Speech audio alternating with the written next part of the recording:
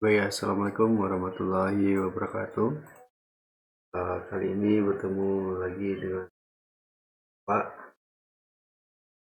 5 ini pada lanjutan materi yang kemarin yaitu tentang modul I/O. Nah, di mana minggu sebelumnya Bapak sudah membahas tentang fungsi dari modul I/O. Nah, sekarang Bapak akan mengingat kembali pada saudara tentang modul I/O ya. Nah, modul I/O itu posisinya berada di antara external device dan CPU atau prosesor. Nah, kemudian ya, eh, fungsi dari modul I/O itu ada 5 ya. Pertama adalah kontrol dan timing. Ini adalah untuk pengendalian serta waktu dalam pemrosesan atau pengiriman sebuah data baik dari external device maupun menuju ke external device. Kemudian ada CPU communication, kemudian ada device communication, kemudian ada data buffering dan error detection. Nah, ini adalah fungsi-fungsi dari modul I/O. Nah, cara kerja modul I/O ini adalah pertama CPU itu memeriksa status dari peripheral ya melalui external device ini. Nah, kemudian nanti I/O modul akan melaporkan status kepada CPU. Nah, jika siap, maka nanti CPU akan request data untuk ditransfer. Nah, kemudian nanti I/O modul akan ambil data dari device, nanti I/O modul akan transfer data melalui CPU. Nah, itu adalah cara kerja dari modul I/O. Nah, selanjutnya kita akan belajar tentang teknik pengendalian. Nah, teknik pengendalian ini berada di posisi modul I/O ya. Jadi kita akan mempelajari tentang teknik pengendalian yang ada pada modul I/O. Nah, secara umum ada 3 teknik pengendalian yang digunakan pada modul I/O, tapi sebenarnya bukan ketiga-tiganya, tapi ada perubahannya. Mulai pertama itu disebut dengan programmed atau terprogram. Kemudian ada interrupt driven, ini berarti ada interupsi. Kemudian ada direct memory access. Nah, direct memory access ini berarti langsung masuk ke dalam memori. Nah, secara umum juga Bapak sampaikan bahwasanya programmed dan interrupt driven ini sifatnya dikendalikan oleh prosesor atau CPU ya. Jadi dua ini itu dikendalikan oleh CPU. Nah, biasanya ini memakan waktu yang lebih lama dalam proses mengakseskan data dari external device menuju memori atau dari memori menuju external device-nya. Nah, Bapak akan jelaskan satu-satu tentang programming AM, namun nanti untuk interrupt driven ini karena dia metodenya banyak, ada 4 metode atau 4 atau 5 metode, ini tolong dipelajari kembali karena ini yang merupakan dasar dari kinerja dari sebuah prosesor. Jadi ada istilah interrupt yang digunakan oleh komputer untuk bisa mengerjakan suatu perintah. Contoh gampangnya seperti ini. Misal saudara menghidupkan komputer, kemudian ketika pertama kali hidup itu saudara tidak bisa langsung menggunakan atau mengklik sebuah program, tapi saudara harus tunggu dulu. Kadang saudara harus memastikannya menggunakan refresh atau dengan menekan F5. Nah, sebenarnya ketika proses starting tersebut, kalau misalnya dia belum selesai, maka dia akan menunda instruksi yang ada. Jadi ketika sudah mengklik suatu aplikasi atau melakukan instruksi terhadap prosesor, maka yang diutamakan itu adalah runtime yang digunakan pada saat startup. Nah, kadang ada juga kita melakukan penyetingan supaya tidak semua ketika startup itu dikerjakan. Misalnya pakai auto delete, kemudian pergi ke task manager, kemudian nanti sudah lihat di sana apa saja yang perlu dihidupkan untuk waktu startup. Nah, biasanya ini digunakan supaya pas ketika komputer langsung jalan dia tidak mengeksekusi semuanya. Nah, jadi ada sedikit celah yang bisa yang biasa digunakan supaya ada waktu untuk menunggu instruksi dari user. Jadi ketika Anda itu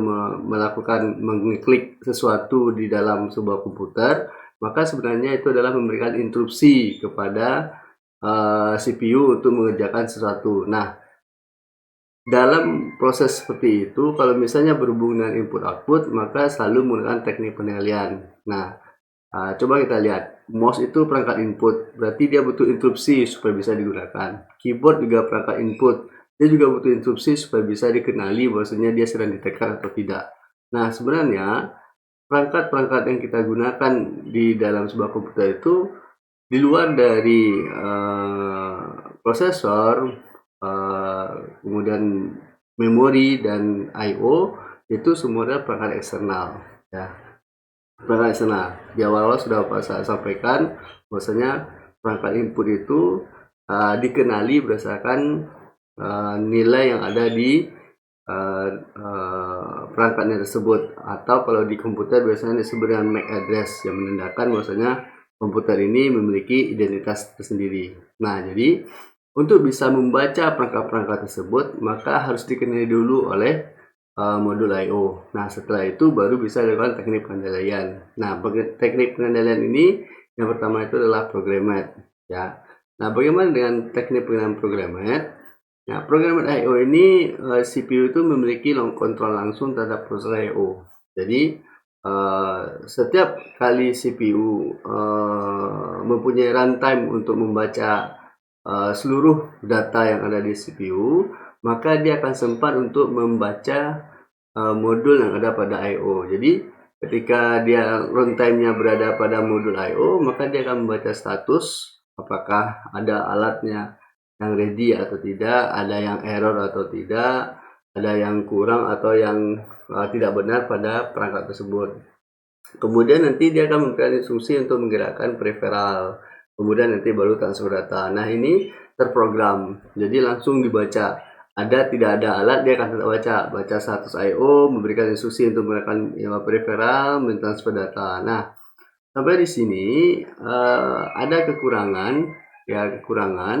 yaitu CPU menunggu sampai modul I/O selesai mengerjakan suatu operasi sebelum memberikan instruksi berikutnya. Nah, biasanya kejadian-kejadian seperti ini bisa Bapak contohkan pada komputer yang memiliki tahun rendah, ya, seperti komputer Pentium 4, di atasnya satu generasi. Nah, komputer Pentium 4 itu mempunyai program yang mirip dengan ini, ya. I/O-nya mirip dengan ini. Artinya ketika kita mau melakukan pemindahan data, maka kita tunggu dulu dia selesai. Kalau tidak, maka perpindahannya tetap dilaksanakan tapi lama. Nah, itu contoh dari program I/O dan kelemahannya. Nah, secara garis besar, kelemahan ini disebabkan oleh waktu tunggu sampai operasi itu selesai. Jadi, kelemahan menunggu ini akan membuang waktu di mana CPU itu lebih cepat proses operasinya. Kemudian dalam teknik ini, modul I/O tidak dapat melakukan interupsi kepada CPU terhadap proses-proses yang diinstruksikan kepadanya. Artinya, apabila ada sesuatu yang ingin dikerjakan oleh user, maka biasanya user nunggu dulu sampai dia direspon, ya, sampai waktu timing untuk pembacaan pada I/O-nya dikeluarkan atau dikerjakan. Nah, kemudian seluruh proses merupakan tanggung jawab CPU sampai operasi lengkap dilaksanakan. Nah, ini Bapak temukan di Pentium 4, karena misalnya Bapak mau memindahkan data, misalnya paling gampang itu memindahkan data. Kalau misalnya memindahkan data, maka Bapak harus nunggu dulu atau pakai aplikasi Teracopy. Supaya apa? Supaya prosesnya bisa dibantu oleh CPU. Ya, Teracopy itu kan aplikasi. Kalau aplikasi kan menggunakan prosesor supaya bisa dieksekusi. Nah, ketika Bapak menggunakan Teracopy, maka proses penggunaan datanya lebih cepat. Ya, benar, itu wajar. Karena apa? Karena metode yang digunakan pada modul I/O-nya adalah modul terprogram, ya, programmed I/O atau terprogram. Nah, kemudian dalam programmed I/O ini ada beberapa instruksi-instruksi pada input output. Namun di dalam penggunaan instruksi tersebut biasanya menggunakan bus umum itu secara bersama-sama ya, maka dimungkinkan penggunaan dua mode pengalamatan. Jadi kalau misalnya metode pengalamatannya adalah programmed I/O, maka teknik pengalamatan yang digunakan adalah memory mapped dan isolated. Nah, ini silakan saudara baca-baca lagi tentang memory mapped dan isolated ya. Walaupun di sini sudah ada materinya. Nah, nanti silakan dibaca apa itu memory mapped dan isolated I/O ya. Kemudian yang kedua adalah interrupt ya. Interrupt driven. Jadi teknik pengendalian yang kedua adalah interrupt driven ya. Interrupt driven ini ibaratnya sama dengan interupsi. Interupsi itu kalau misalnya dicontohkan, misalnya kita sedang rapat, kemudian ada sesi pertanyaan ya, sesi pertanyaan misalnya Bapak yang sebagai penanya pertama, kemudian Bapak sampaikan. Nah, ketika Bapak berbicara, ada yang tidak senang dengan statement Bapak, maka orang tersebut minta interupsi. Nah, interupsi tersebut disebut dengan permintaan langsung kepada ketua supaya bisa direspon ya, seperti kayak sedang DPR ya yang mematikan mic itu. Nah, itu adalah contoh dari interupsi supaya bisa ditanggapi. Nah, oke. Proses ini tidak membuang-buang waktu, di mana prosesnya adalah CPU mengeluarkan perintah I/O pada modul I/O.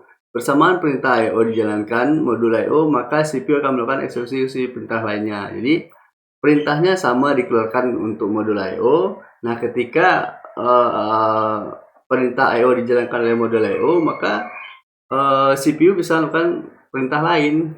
Nah, apabila modul I/O telah selesai menjalankan instruksi yang diberikan padanya, akan melakukan instruksi pada CPU bahwasanya tugasnya telah selesai. Jadi nanti ketika misalnya komputernya hidup, kemudian dijalankan. Nah, nanti selama waktu-waktu tertentu dia akan memberikan paket instruksi lah. Misalnya dia dalam bentuk satu paket. Nah, kalau misalnya dalam satu paket itu udah selesai, dia akan kasih tahu kepada CPU bahwasanya pekerjaannya telah selesai. Nah, selama pekerjaan itu sudah selama dia modul I/O mengeksekusi perintah pakai perintah tersebut, kalau misalnya ada perangkat yang masuk ke dalam modul tersebut, selama modul tersebut, maka dia akan sampaikan ya kepada CPU bahwasanya ada yang sedang meminta akses atau minta pengendalian misalnya, atau minta untuk dilakukan pengendalian oleh prosesor. Nah, kemudian kendali perintah ini masih menjadi tanggung jawab CPU. Ya, baik pengambilan perintah dari memori maupun pelaksanaan isi perintah tersebut. Nah, tetap saja interrupt driven ini masih menggunakan CPU. Nah, ini di mana ditemukan? Nah, ini Bapak menemukannya di Core 2 Duo Dual Core. Nah, generasi satu tingkat di atas dari prosesor Pentium 4 ya, di atasnya satu generasi. Nah, ini terdapat selangkah kemajuan dari teknik sebelumnya, di mana CPU melakukan multitasking beberapa perintah sekaligus. Multitasking itu artinya prosesor melakukan beberapa aktivitas secara bersamaan. Nah, itu untuk menghilangkan waktu tunggu ya, bagi CPU. Jadi kalau programmed I/O dia harus menunggu dulu dia selesai, kalau sudah selesai baru dia bisa eksekusi yang lain. Kalau sekarang dia tunggu kirim pakai data, kalau udah selesai kasih tahu bahwasanya CPU-nya udah selesai. Ya, modul I/O-nya sudah selesai mengerjakan tugas, kemudian nanti dilaporkan ke CPU. Kira-kira seperti itu bahasanya. Nah, interrupt ini memiliki teknik interupsi dari sisi modul I/O. Ya, dari modul I/O-nya ada juga teknik interupsi ya, cara kerja teknik interupsi dari sisi modul I/O. Yang pertama adalah modul I/O menerima perintah. Ya, menerima perintah ini berarti dari CPU nih. Ini berarti langkah kerja dari sisi modul I/O. Nah, pertama modul I/O itu menerima perintah. Misalnya perintahnya baca, dan selalu yang dikirim pertama itu adalah perintah baca. Supaya apa? Supaya bisa dikenali dan bisa diidentifikasi, dan supaya user bisa melihat status dari perangkat tersebut ya. Tentu saja perangkatnya adalah perangkat input dan perangkat output. Nah, kemudian modul I/O akan melaksanakan perintah pembacaan dari peripheral dan meletakkan paket data ke register data modul I/O. Ya, nanti modul itu melakukan perintah pembacaan dari peripheral dan meletakkan paket data ke register data modul I/O. Nah, bukti dari bahwasanya adanya langkah kerja yang kedua ini adalah bahwasanya kita bisa misalnya sudah masukkan flash disk. Nah, itu biasanya bisa langsung dimasukkan dilihat datanya apa saja yang ada di sana. Ya, bisa kita tahu yang kapasitasnya berapa, isinya apa, apakah ada gambar, apakah ada virus dan sebagainya. Kemudian nanti modul I/O akan memberikan sinyal instruksi ke CPU melalui saluran kontrol. Nah, modul menunggu datanya di CPU saat permintaan terjadi. Nah, kemudian modul meletakkan data pada bus data, kemudian modul siap menerima perintah selanjutnya. Nah, ini adalah cara kerja teknik interupsi di sisi modul I/O. Ya.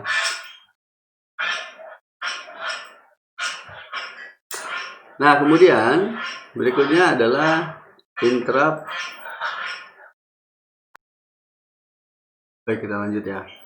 Nah, berikutnya adalah langkah-langkah penanganan interupsi. Jadi kalau tadi itu adalah bagaimana cara kerja dari modul I/O ketika mendapatkan instruksi dari CPU.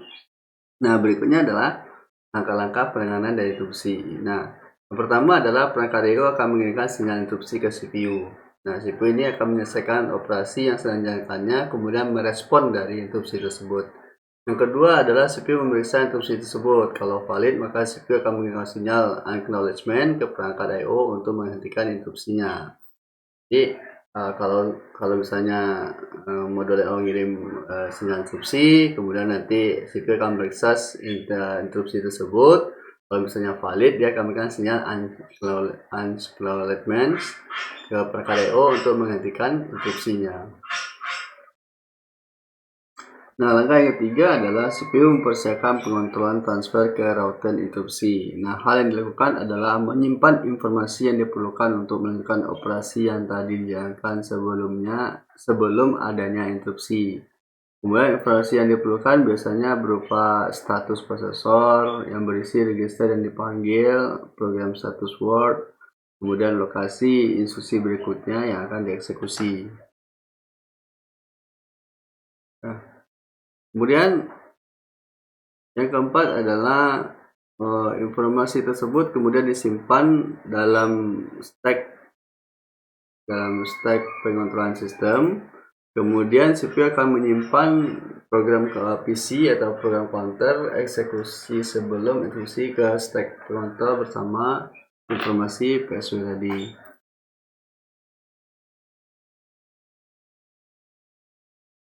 Nah, selanjutnya mempersiapkan PC untuk penanganan interupsi. Nah, selanjutnya CPU memproses interupsi sampai selesai. Nah, apabila pengolahan interupsi selesai, maka CPU akan memanggil kembali informasi yang telah disimpan pada staf pengontrol untuk meneruskan operasi sebelum interupsi. Jadi, komputer itu akan menyimpan dulu proses yang dilakukan sebelum adanya interupsi. Kemudian CPU prosesor itu akan mengeksekusi perintah-perintah yang ada pada interupsi tersebut. Kemudian nanti setelah interupsi itu selesai, maka nanti PC itu akan memanggil kembali penanganan eksekusi sebelum terjadinya interupsi. Dan kemudian baru dia akan mengeksekusi proses yang terhenti ketika adanya interupsi tersebut. Nah, metode penanganan interupsi ini ada 4. Ya, ada 4 teknik penanganan dari interupsi. Nah, teknik penanganan interupsi inilah yang Bapak minta saudara untuk membacanya lebih jelas tentang penanganan interupsi tersebut. Kenapa? Karena ini berhubungan dengan materi selanjutnya, ya, tentang prosesor dan memori akses main memory ya. Jadi metode penanganan interupsi ini ada 4. Nah, jadi kalau misalnya Bapak uraikan ini waktunya bisa lebih lama nih. Jadi Bapak minta saudara memahami apa yang disebut dengan multiple interrupt lines, kemudian software pool, kemudian daisy chain, dan arbitrasi bus ya. Nah, kemudian kita masuk ke metode yang yang ketiga ya. Kita masuk ke metode yang ketiga, yaitu tentang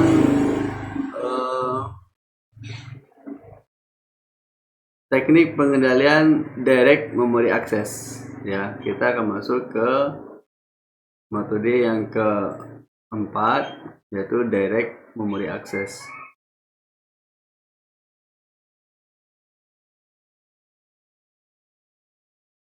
Nah, pada direct memory access ini ya, ini merupakan perbaikan dari teknik pengendalian sebelumnya, yaitu interrupt driven dan programmed I/O. Nah, ini interrupt driven dan program I/O membutuhkan intervensi langsung oleh CPU, sehingga transfer rate-nya menjadi terbatas dan CPU menjadi terikat pada modul I/O. Nah, dengan menggunakan teknik pengendalian direct memory access, maka ini membebaskan atau memindahkan pengendalian atau pengaturan modul I/O dari CPU. Jadi dipindah tugaskan ke direct memory access. Nah, DMA controller ini dapat merupakan controller terpisah dari modul I/O. Ini bisa berupa chip terpisah pada motherboard dan belum tentu terhubung langsung ke peripheral. Nah, kemudian bagaimana proses dari direct memory access?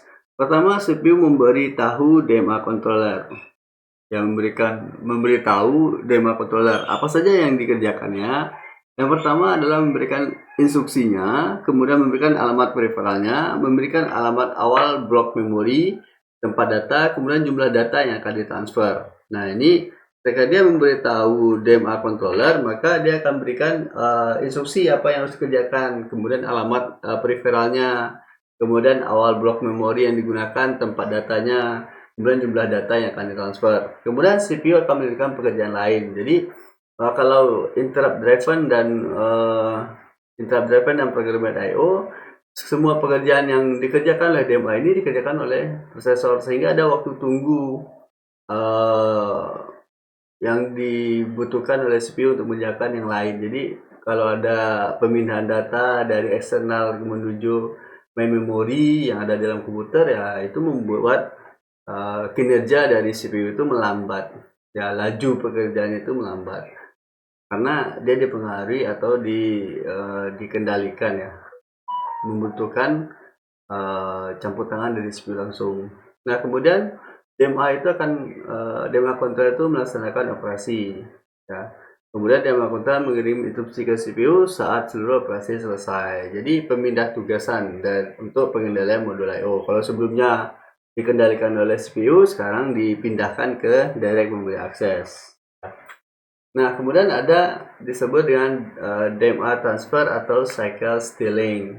Nah, jadi dalam menjalankan pelimpahan tugas dari CPU, ini jelas ya bahasanya, DMA ini diberi hak khusus sebagai satu-satunya komponen yang mendapat mengakses memori secara langsung tanpa melalui CPU. Jadi dia langsung saja kalau misalnya ada transfer data atau yang lebih jelasnya transfer data. Kalau ada transfer data, ya udah kasih tahu aja CPU ini ada data yang mau dikirim, ya udah silakan. Nah, ibaratnya seperti itu bahasanya. Nah, untuk itu saat bertransfer dengan memori, DMA controller mengambil alih siklus bus, kemudian mentransfer satu word data.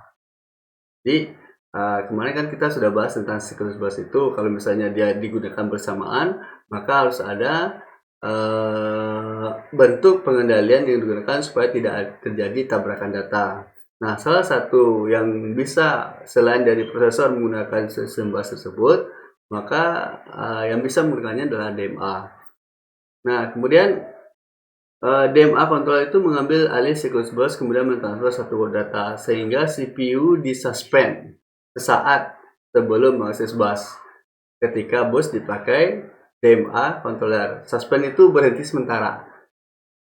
berhenti sementara ya. Nah, suspend ini memperlambat CPU tetapi tidak selambat jika CPU sendiri melakukan transfer.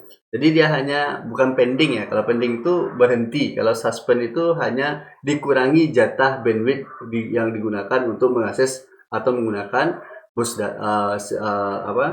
menggunakan siklus bus atau jalur bus tersebut. Nah, jadi kalau misalnya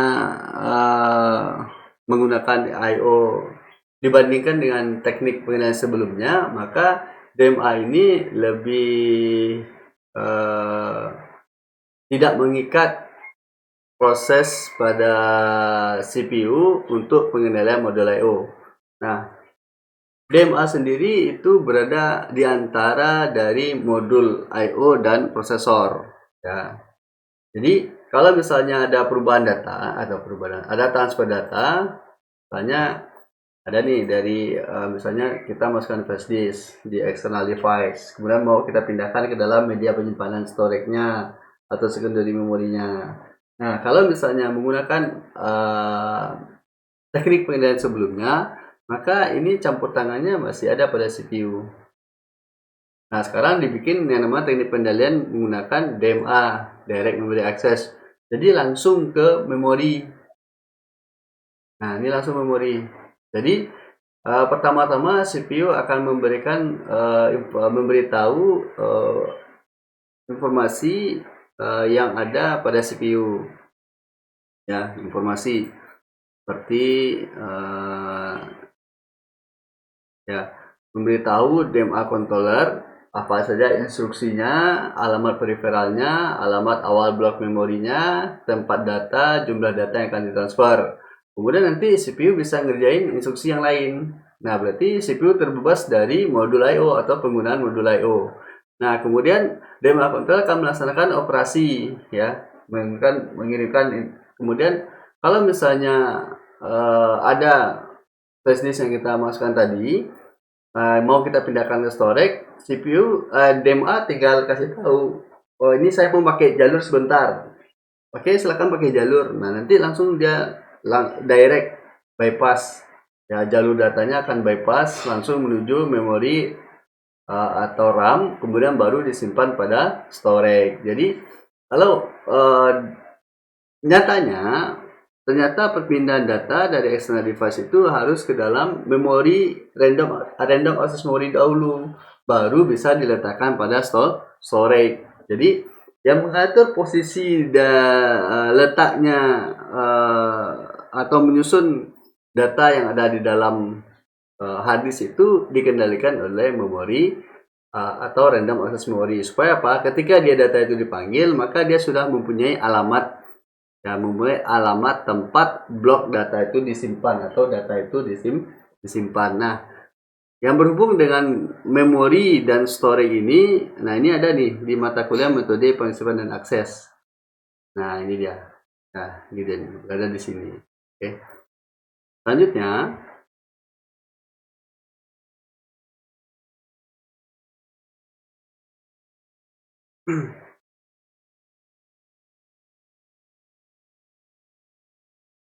nah, selanjutnya adalah konfigurasi dari DMA, ya, konfigurasi Direct Memory Access.